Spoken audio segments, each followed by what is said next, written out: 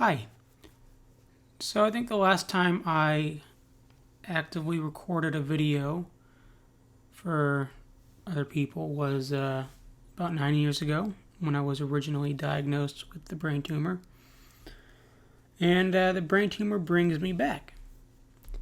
There's a few points that I want to get to in this video, but the first one I just want to dive into because last Thursday, I had a meeting with my psychologist, who I hadn't talked to in a couple months, and what it came down to was we had to begin the end of life discussion. So what does that mean? It means that the tumor that I have, we have effectively treated it for the most part where it originally was, but it has gone back to my brainstem and my optic nerves, which is why I've noted in the past on Facebook that I was losing my vision. Turns out, it's tumor cells kind of blocking some of that. So that entire process of this end of life process has involved kind of getting all the paperwork done, wills, advanced directives, and just kind of like laying out what exactly will be done when my life comes to an end. Now, it's kind of surreal for me, and I imagine for you all as well, because I'm, as far as physical health, I'm fine for the most part. Like I said, other than eyesight and a little fatigue and some chemo brain, I'm fine for the most part. But the tricky part comes when we have to address the brain tumor being around my brainstem. And the brainstem kind of is the central engine for, it runs the brain. And so if the brainstem is inhibited, your entire body is inhibited. At least that's what I've gathered from my medical team. But as you can imagine, it's not been easy for me and especially my family and friends dealing with this news. So, please reach out to them as well, because they're struggling with this news as much as I am. Back to the brainstem. So that's essentially kind of like a ticking time bomb, for lack of a better term.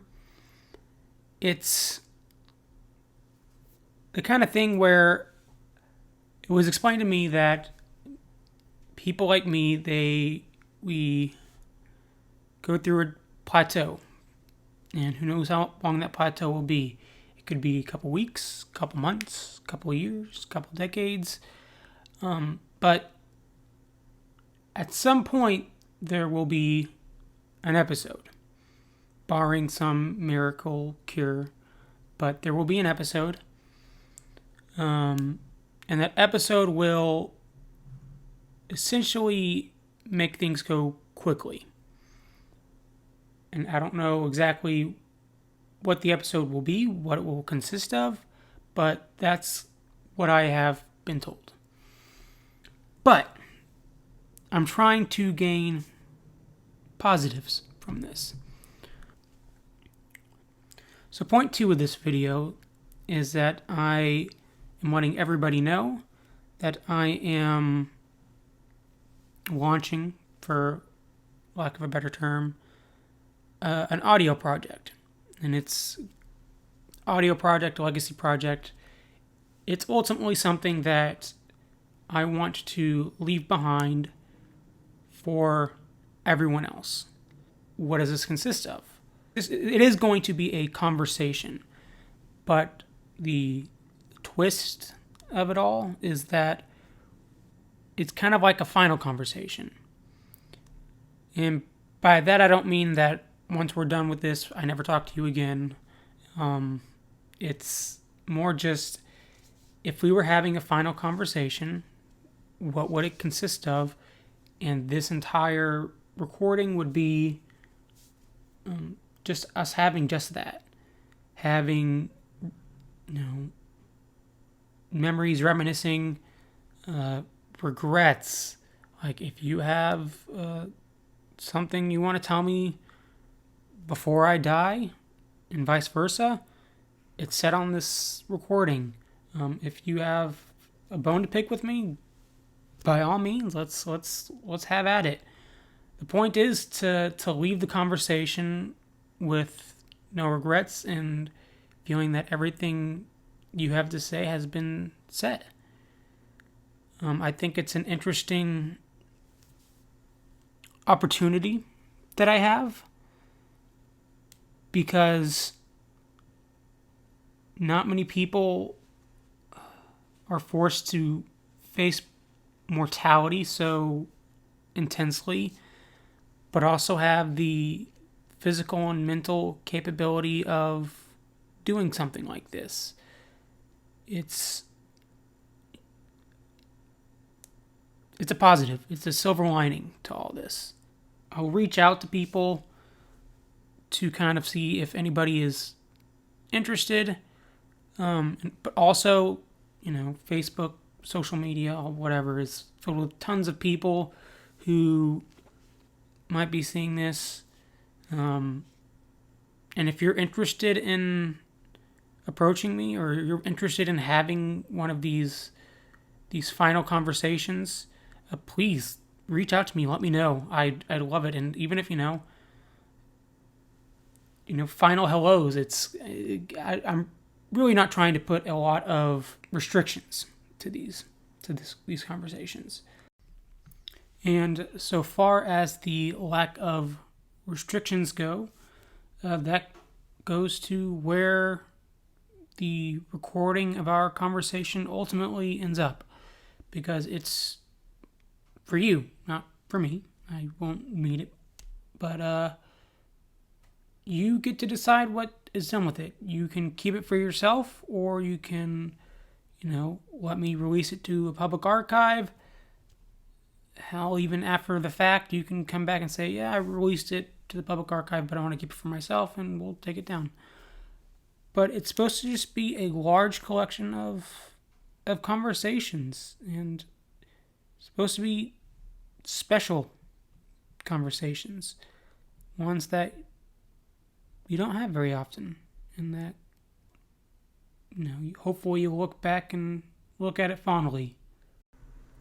Essentially, the whole project is kind of inspired by Tuesdays with Maury, but the goal is to be a little less romanticized, more realistic, organic, just kind of, like I said, just wanting to have an honest conversation with people, and we have an opportunity to do it. There's incentive to do it, and despite how I may come across in this video, I'm actually dealing with it pretty well. It gives me a little motivation to get stuff done. I've always worked better with deadlines, and there's no better deadline than death itself. I'm kind of looking forward to it. It's given me an opportunity to call up friends that I haven't talked to in a while.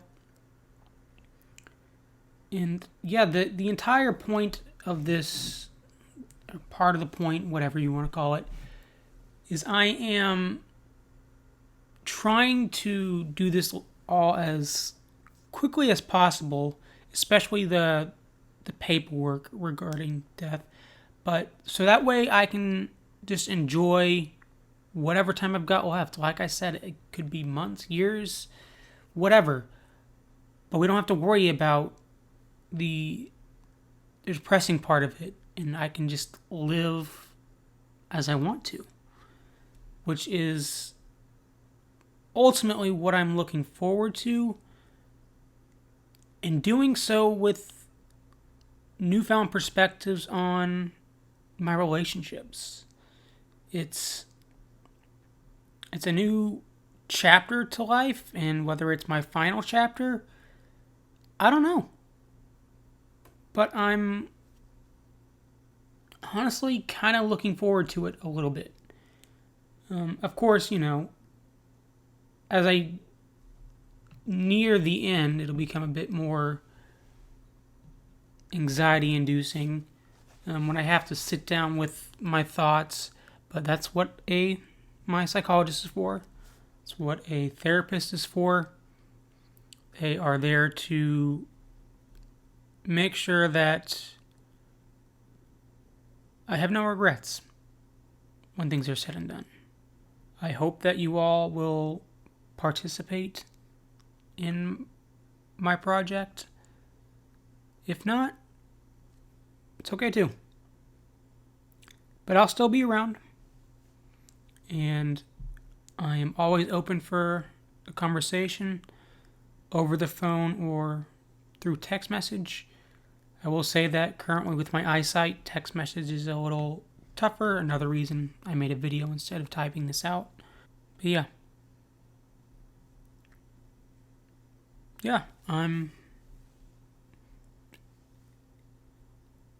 It's a path that I did not foresee. Probably should have, though. But in reality, I've gone 9 years since we originally found my tumor. I've progressed much further than most people do with brain tumors.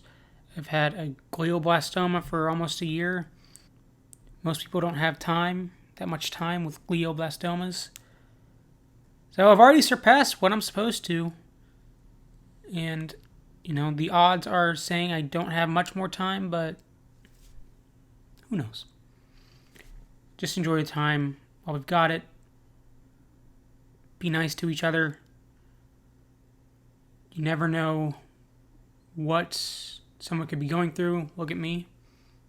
A week ago, I was told to prepare for the end of my life. But I look fine and I feel fine. But yeah, you never know what people are going through. Be that person. Don't wait until the final seconds to be honest with somebody.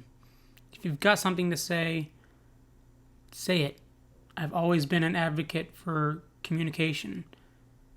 It failed me at times, but I don't regret it. I'm gonna have a lot of regrets, but it's not based on that fact. So yeah. Bye guys. Till next time.